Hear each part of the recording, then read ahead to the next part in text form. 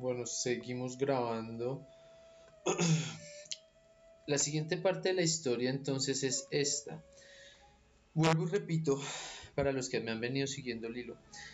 La cuestión aquí es que los mitos tienen parte, digamos, de lo que es la historia real, de lo que ha sucedido con la humanidad, y otra parte que es como una interpretación que uno realiza desde un punto de vista político, o sea que la interpretación sobre estos hechos, desde mi punto de vista, nos puede beneficiar ahora mucho más que las interpretaciones que nos han ofrecido, y creo que por eso nos han ocultado estas verdades, o no son verdades que se socialicen muy comúnmente, o no se enfatiza tampoco en eso. Entonces, vamos a hablar sobre lo que son los Anunnakis. A ver, los creadores de la especie humana desde este punto de vista se llaman los Anunnakis. Los Anunnakis quiere decir como los viajeros enviados por Anu, que Anu es como el padre creador, digamos, que de cierta forma aparece como en todas las versiones de la religión, ¿no? De las religiones. Aparece en la Biblia, aparece en distintas partes. ¿Y qué es lo que pasa con esto de los Anunnakis? Voy a empezar a contar esta historia ya desligándome de si ustedes piensan que esto es verdad o no es verdad. Ya de aquí en adelante es una cuestión de empezar a vibrar con los conocimientos, pero les voy a contar esto como la historia que yo entiendo. Ellos vinieron aquí a la Tierra hace 500.000 años y empezaron a visitar la Tierra. Más o menos hace 300.000 años eh, empezaron el proceso de la excavación y la extracción de oro, porque ellos viven en un planeta que fue como regalado por otra especie que ellos desconocen, o bueno, que no está registrada ahí, hace eones, miles y miles y miles de años. Y este planeta se llama Nibiru. No sé si les suene de algún disco de reggaetón. Entonces, en este planeta que digamos gira en torno al sistema, al sol de nosotros, pero da una vuelta muchísimo más extensa, lo que quiere decir que un año para ellos son 3.600 años nuestros. Por esa razón, los sumerios los identificaban como si fueran dioses. Además de eso, los Anunnakis medían 4 metros más o menos de altura, 6 metros. Entonces, comparado con un ser humano como yo, de 1,70, pues es algo demasiado monumental, son seres muy grandes. Y ellos eran los que construían las ciudades o proponían los modelos. Obviamente la mano de obra humana, digamos, construía las ciudades, pero eran los que sabían los diseños, y por esa razón habían acueductos, habían, bueno, portales interdimensionales, un montón de cosas que en apariencia nosotros estamos llegando a esa evolución, pero realmente no es cierto. Eso existía hace 500.000 años, más o menos, y hay que tener en cuenta que la historia que les estaba hablando hace un segundo es de 3.000 a 4.000 años, ¿sí? Que se supone que se empieza a datar los orígenes de las primeras civilizaciones humanas. Entonces, ya ahí se rompe totalmente, hay una discordancia total en los datos históricos, que obviamente no hay forma, pienso yo, de encontrar la verdad verídica de lo que es, como les digo, pero esta interpretación le permite a uno entender muchos detalles. Entonces, ellos vinieron con el fin de conseguir oro, que aquí había mucho, pero los Anunnakis, que eran no solo estos que les muestro acá, sino pues eran varios del planeta que vinieron, no estaban listos para trabajar en las minas ni nada de eso. Entonces el trabajo se volvió muy duro y se resistieron colectivamente a trabajarle a quienes, a ellos. Ellos son los hijos, Enlil, Ninursa y Enki, son los hijos de Anu y Antu. Anu y Antu son hermanos, y son a la vez como la pareja principal, digamos, del reinado de los Anunnaki, ¿sí? Luego vamos a entender un poco cuál es el tema de los reptilianos, que ya es algo más cercano a lo que estamos escuchando ahora en los medios. Pero por ahora vamos a entender un poco el tema de las relaciones de parentesco entre los Anunnakis, para poder entender un poco la historia que les quiero contar. Entonces, Anu y Antu eh, son hermanos y procrean a Enlil, ¿sí? Por separado, Anu tiene a Ninursa y Anu también por separado con otra pareja tiene a Enki. O sea que el único hijo del linaje es Enlil, ¿sí? Recordemos estos nombres. Estos seres entonces eran como los líderes de la misión Anunnaki que vinieron de nuevo alrededor de los 300.000 antes de Cristo o tal vez 300.000 antes del presente, años antes del presente, para llevar a cabo esa misión. Entonces, ellos tres eran expertos genetistas, como doctores, científicos, toda la cosa, y conocían cómo desarrollar distintas especies y ya venían trabajando en eso porque son seres que tienen poderes, y digo tienen porque estimo que aún existen, tienen poderes muy superiores. Entonces, estas historias se han reproducido mucho en la Tierra también a nombre de Odín y Thor y ¿cómo se llama este otro loco? El malo de Thor.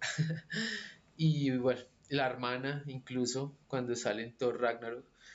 Y así, y en las mitologías en general, cuando uno se pone a revisarlas, hay unas similitudes, ¿sí? Por ejemplo, aquí en los Chibchas venían un hombre muy grande, de barba blanca, de un traje súper blanco, que cuando se inundó toda la sabana y lo del diluvio y eso, con un rayo increíble, o no recuerdo exactamente cómo narra ese pedazo, y rompió una parte de lo que era la sabana y se creó el salto del Tequendama que se volvió como el desagüe, digamos, de la sabana para aliviar la inundación de esos pueblos muiscas.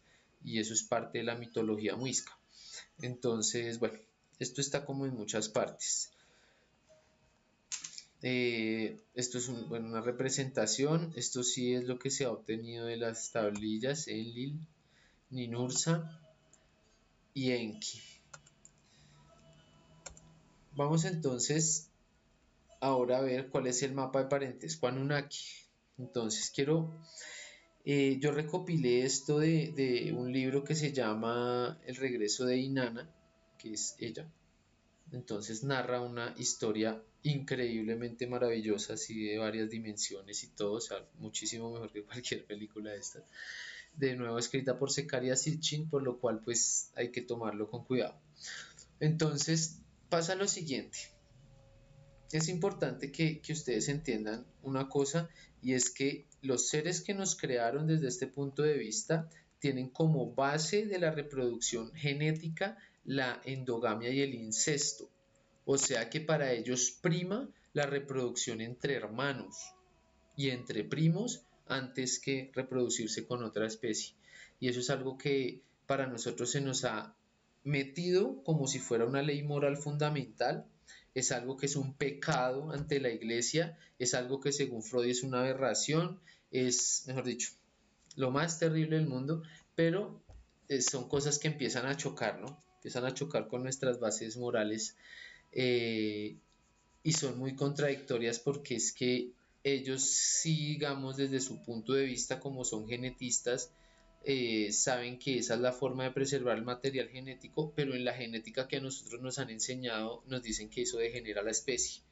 Entonces, para mí, eso tiene un fin particular, independiente del tema del incesto, porque pues, no quisiera entrar en esa discusión, pero para mí eso tiene un fin particular, y es que nosotros no saber exactamente cómo es que funcionan la reproducción genética para mantener los rasgos de la especie, ignorar eso y permitir o hacer que nosotros libremente, por ideología y por libertad y todas esas cosas, nos reproduzcamos indiscriminadamente, hace que perdamos el rastro de cuáles son nuestras líneas genéticas, porque si nos podemos centrar en eso, podemos despertar cosas increíbles como que somos hijos de esta línea genética o de esta o de esta o de quién sabe cuántas otras, de otras especies de extraterrestres que han venido también al planeta.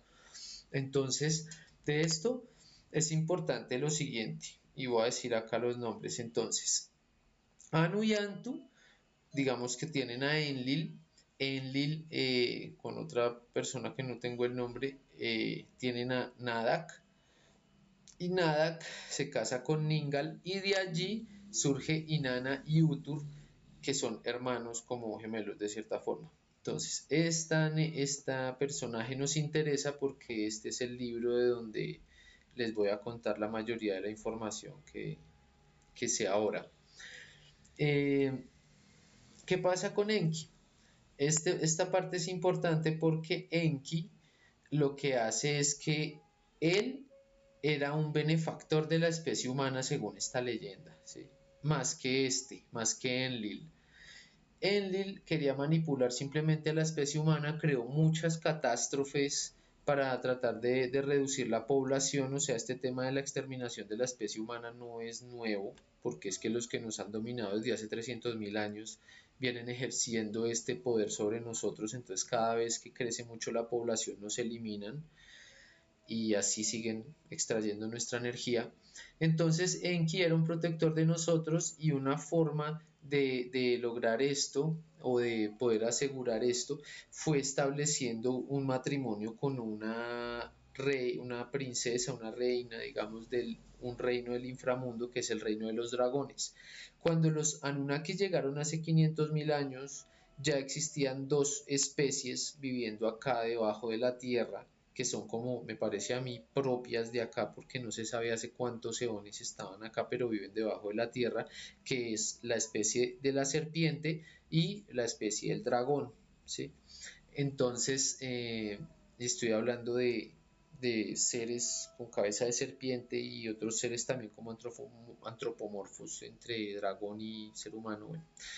El hecho es que Enki se casa con Ik, que es una dragón, y tienen a dos hijos, bueno, tienen a un hijo que se llama Marduk, tienen varios hijos, Enki también tiene muchos hijos con otras esposas, y entre Enki y Ninursa y la hermana tienen un hijo que se llama Dubusi.